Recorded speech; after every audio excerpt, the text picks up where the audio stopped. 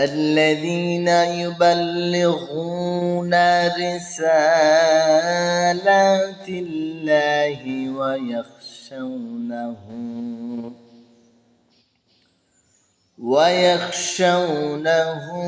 ولا يخشون أحدا إلا الله وكفى بالله حسيبا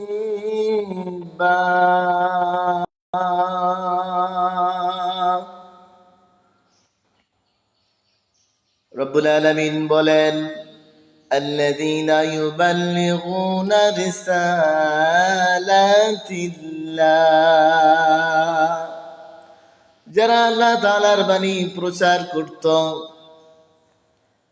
যারা আল্লাহ তাআলার বাণী প্রচার করে ويخشونه ولا يخشون أحدا إلا الله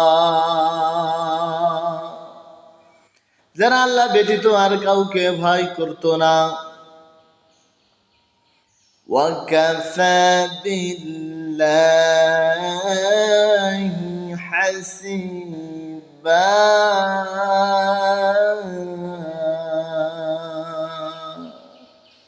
হিসাব গ্রহণে আল্লাহ তাআলাই যথেষ্ট। সম্মানিত দ্বীনী ভাই ও বোনেরা, রব্বুল আলামিন বলছেন যারা আল্লাহ তাআলার বাণী প্রচার করে আর একমাত্র আল্লাহ ব্যতীত আর কাউকে তারা ভয় পায় না, কিয়ামতের ময়দানে আল্লাহ তাআলা এই সকল ব্যক্তিদের হিসাব তিনি নিতেই যথেষ্ট। এজন্য আসুন হিসাব আল্লাহ তাআলা কিয়ামতের ময়দানে আমাদের প্রত্যেকের হিসাব নেবেন, আমাদেরকে হিসাবের কাঠগড়ায় দাঁড়াতে হবে। এই জন্য আমাদের কাজ হচ্ছে মানুষকে আল্লাহ তাআলার পথে আহ্বান করা, আল্লাহ তাআলার বাণী প্রচার করা।